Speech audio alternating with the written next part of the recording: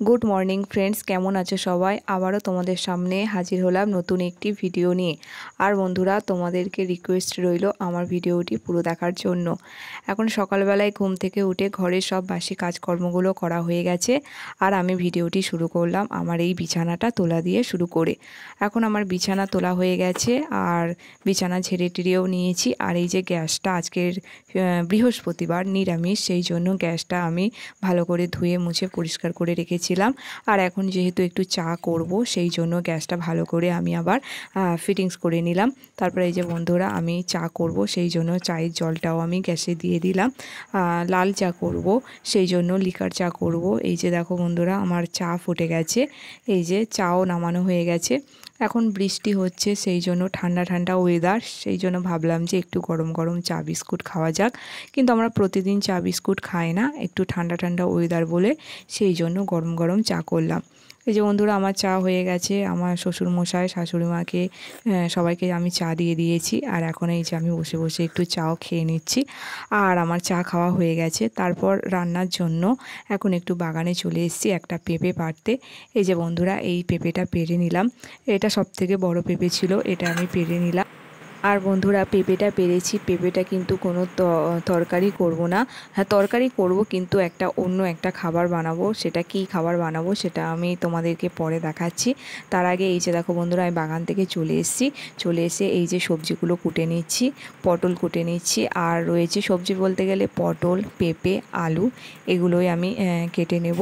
এই যে তোমাদের সাথে কথা বলতে বলতে আমার পটলও কাটা হয়ে গেছে। তারপর এই যে পেঁপেটা আমি কেটে নিচ্ছি, একদম টাটকা পেঁপে। এই যে দেখো, পেঁপেটা আমি কাটছি, পেঁপেটার মধ্যে দিয়ে আটা ঝরছে। আর এই যে পেঁপেটা আমি আস্তে আস্তে ছাড়িয়ে নিচ্ছি।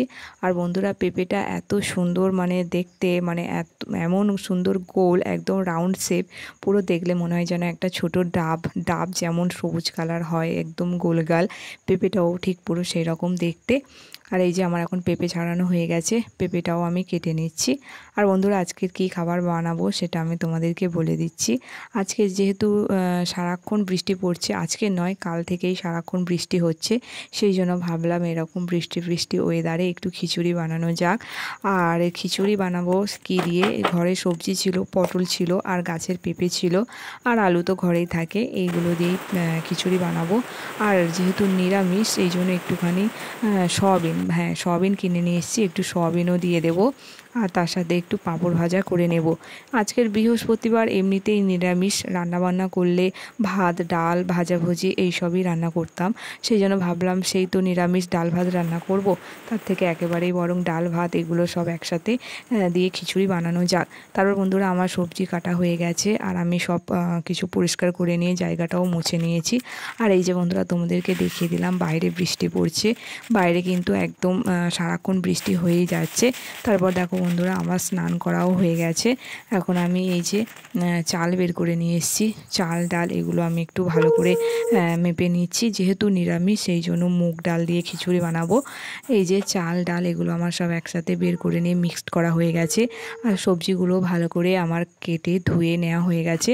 আর হ্যাঁ, একটু আদা ও কাঁচা লঙ্কা এ করে নিয়েছি। আদা কাঁচা লঙ্কাটা একটু বেটে নেবো, নিয়ে ওই যে সবজি কষার মধ্যে দিলে ভালো লাগবে। তারপরে একটু মুড়ি আর চানাচুর খেয়ে নিচ্ছি। সকালবেলা সেই চা বিস্কুট খেয়েছিলাম, এখন প্রায় ধরতে গেলে 11:30 মতো বাজে, সেই জন্য আবার একটু খিদে খিদে মতো পেয়ে গেছিলো। সেই জন্য একটু মুড়ি আর চানাচুর, আমি আর আমার শাশুড়ি মা দুজনে একটু মুড়ি চানাচুর খেয়ে নিলাম। তারপর খাওয়া দাওয়ার পর এই যে আবার চলে এসেছি রান্নার কাজে। রান্না বলতে গেলে খিচুড়ি বানাবো, তোমাদের তো বলে দিলাম। তারপর আমি চাল আর ডালটা ভালোভাবে ধুয়ে নিচ্ছি। আজকের আর পুকুরে ধুইতে যাইনি, সারাক্ষণ বৃষ্টি পড়ছে, সেই জন্য বালতির মধ্যে জল তুলে নিয়ে বারান্দাতে বসেই ধুয়ে নিলাম। এই যে চাল ডাল আমার ভালোভাবে ধোয়া হয়ে গেছে। হাঁড়ির মধ্যে আমি চাল ডাল দিয়ে পরিমাণ মতো জলও দিয়ে দিয়েছি, দিয়ে গ্যাসের মধ্যে আমি ফোটাতে দিয়েছি। আর এই যে আরেকদিকে আমি কড়াইতে সবজিগুলো, আনাজগুলো একটু কষে নিচ্ছি। প্রথমে তেলের মধ্যে একটু জিরের ফোড়ন দিয়ে আলুটা দিয়ে দিয়েছি। তারপর আলুটা একটু নেড়ে চেড়ে তারপর পটল আর পেঁপে যে কাটা ছিল সেগুলো আমি দিয়ে দিলাম। তারপর আমি হলুদ গুঁড়ো, লঙ্কা গুঁড়ো, লবণ আর কাঁচা লঙ্কা ও আদা বাটাটা দিয়ে ভালো করে বেশ একটু নেড়ে চেড়ে তারপর একদম লাস্টের দিকে আমি সয়াবিনটা দিয়ে দিলাম। আর হ্যাঁ বন্ধুরা, সয়াবিনটা আমি আগে একটু জলের মধ্যে ভিজিয়ে রেখেছিলাম।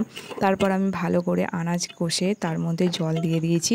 আর এই যে এইদিকে আমার খিচুড়ির চাল ডালটাও ফুটে গেছে। চাল ডালের মধ্যে আমি একটু হলুদ গুঁড়ো, পরিমাণ মতো হলুদ গুঁড়ো, লবণ এগুলো দিয়ে দিলাম।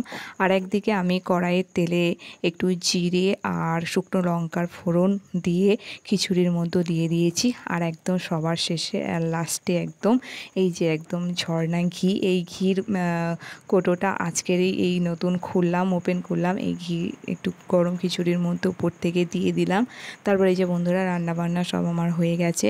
তারপর এই যে খেতে বসেছি, গরম গরম খিচুড়ি আর সাথে রয়েছে পাঁপড় ভাজা।